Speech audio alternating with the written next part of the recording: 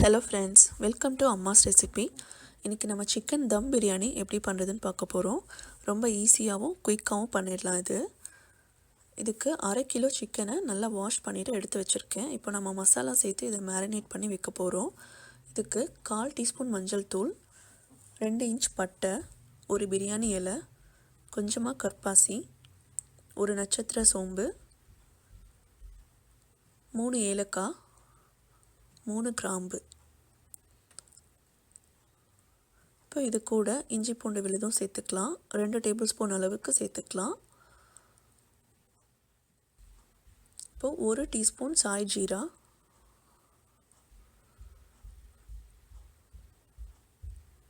1 teaspoon சோம்பு,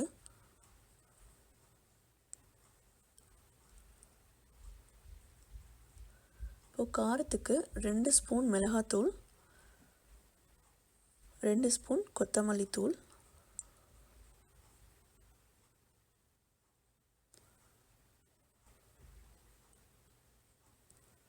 இது கூட 1/2 டீஸ்பூன் அளவுக்கு கரம் மசாலாவும் சேர்த்துக்கலாம். இப்போது 4 பச்சை மிளகாய் சேர்த்துருக்கேன். இதை நல்லா கீறி விட்டு சேர்த்துக்கலாம். இப்போது நல்லா பொடியாக கட் பண்ண புதினா கொத்தமல்லி ஒரு கை அளவுக்கு சேர்த்துக்கலாம். இப்போது ஒரு பெரிய வெங்காயத்தை நீளமாக கட் பண்ணி வச்சுருக்கேன், அதையும் இது கூட சேர்த்துடலாம். இப்போது 1/2 கப் அளவுக்கு தயிர், அதையும் சேர்த்துக்கலாம். இதுக்கு தேவையான அளவு உப்பு, 1/2 எலுமிச்சம்பழம் இதிலேயே பொழிஞ்சிட்டு நம்ம இதை மிக்ஸ் பண்ணி விட்டுக்கலாம்.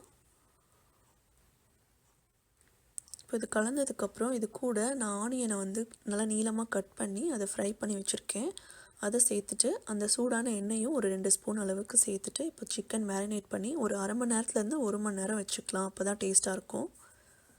இப்போது இதுக்கு 2 கப் அரிசி சேர்த்துருக்கேன், அதை 20 நிமிஷம் ஊற வச்சுக்கலாம்.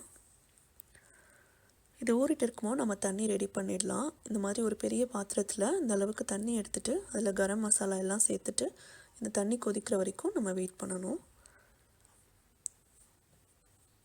இப்போது இந்த டைமில் நம்ம ஒரு பேன் வச்சு அதில் நான் 1 டேபிள் ஸ்பூன் அளவுக்கு நெய் சேர்த்துருக்கேன். சேர்த்துட்டு நம்ம ஊற வச்சுருந்த சிக்கனை இதில் சேர்த்துக்கலாம்.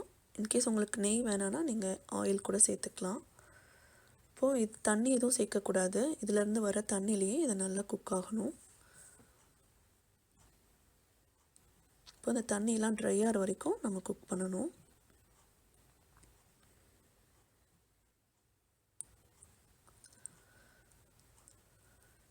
இப்போது இந்த சாதத்துக்கு தேவையான அளவுக்கு உப்பு சேர்த்துக்கலாம். இப்போ தண்ணி கொதித்ததும் நம்ம 20 நிமிஷம் ஊற வச்சு எடுத்து வச்சுருக்க பாஸ்மதி அரிசியை இதில் சேர்த்துடலாம்.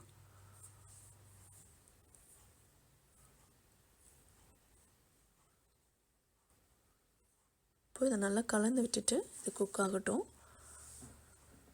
பாருங்கள், இந்த ரைஸ் ஒரு 80% குக் ஆனால் போதும். ஏன்னா நம்ம தம் பண்ணும்போது அங்கே கொஞ்சம் நேரம் குக் ஆகும். ஸோ இல்லை, அப்போ தான் உடையாமல் இருக்கும். இப்போது 80% குக் ஆனோடனையும் இந்த மாதிரி நம்ம ஃபில்டர் பண்ணி எடுத்து வச்சிடணும். இப்போது நம்மளோட சிக்கனும் சூப்பராக ரெடி ஆகிடுச்சு. பாருங்கள், தண்ணி இல்லாமல் எல்லாம் ட்ரை ஆகிடுச்சு. இப்போது நம்ம எப்படி தம் பண்ணுறதுன்னு பார்க்க போகிறோம். இதுக்கு கொஞ்சம் கொத்தமல்லி, புதினா, அப்புறம் நம்ம ஃப்ரை பண்ண ஆனியன், இது ரெண்டும் எடுத்து வச்சுருக்கேன். இதில் லைட்டாக அதை தூவி விட்டுக்கலாம்.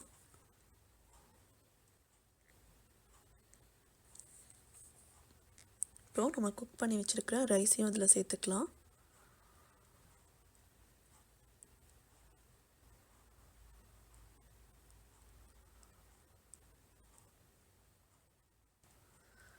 இன்னொரு லேயர் போட போகிறோம். ஸோ அதனால் இன்னும் கொஞ்சம் புதினா, கொத்தமல்லி, ஆனியன் இதையும் தூவி விட்டுக்கலாம்.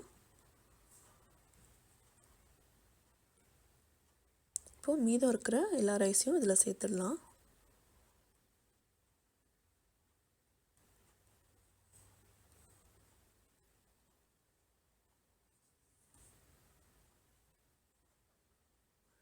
இப்போது மிச்சம் இருக்கிற கொத்தமல்லி, புதினா, அப்புறம் வெங்காயம் அதையும் சேர்த்துட்டு நான் கொஞ்சமாக குங்குமப்பூ கலந்து வச்சுருக்கேன் தண்ணியில், அதையும் இதில் சேர்த்துடலாம். இது கலருக்காக தான், இது இல்லைனாலும் ஓகே.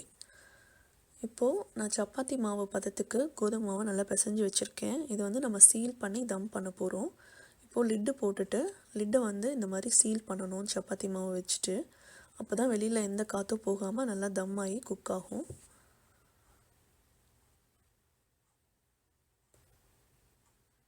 அவ்வளோதான். இந்த மாதிரி சீல் பண்ணிவிட்டு 20 நிமிஷம் சிம்மில் லோ ஃப்ளேமில் வச்சு குக் பண்ணிடணும். பாருங்கள், 20 நிமிஷத்துக்கு அப்புறம் நம்மளோட பிரியாணி சூப்பராக ரெடி ஆகிடுச்சு. சாதம் எதுவும் உடையவே இல்லை,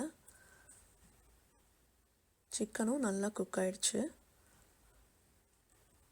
இப்போது நம்ம சர்வ் பண்ணிடலாம். சூப்பரான சிக்கன் பிரியாணி ரெடி ஆகிடுச்சு. நீங்களும் இதே மாதிரி ட்ரை பண்ணி என்ஜாய் பண்ணுங்கள். தேங்க்ஸ் ஃபார் வாட்சிங்.